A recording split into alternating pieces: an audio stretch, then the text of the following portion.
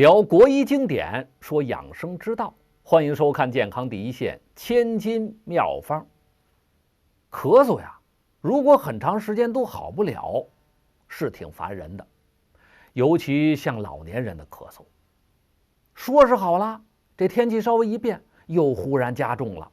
让做儿女的呀担心不已。今天呢，我们就给大家说一种能治久咳的药材——蛤蚧。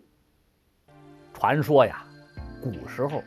在我国云贵高原上，靠着自己的肩膀和双脚，把粮食、药材等物资，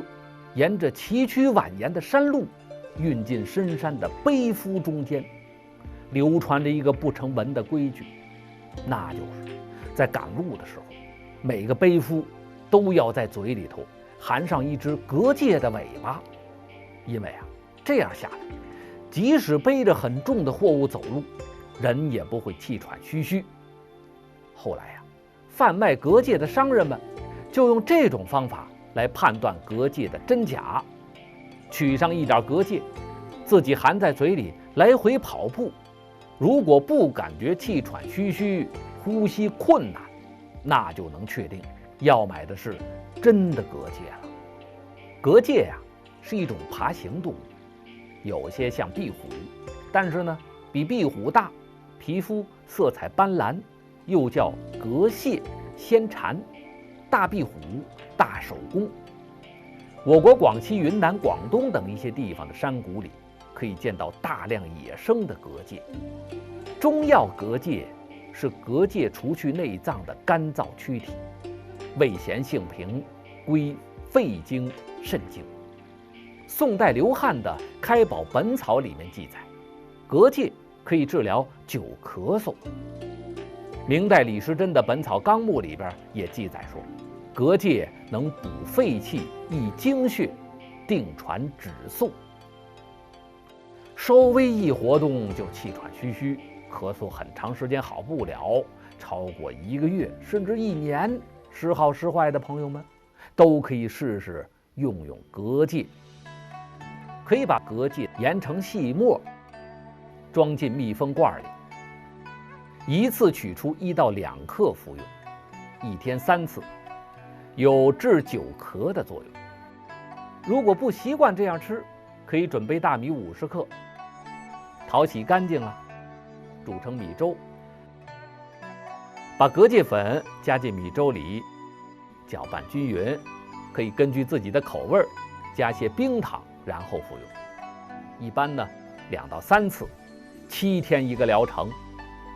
如果不仅咳嗽，还脸肿、手脚肿，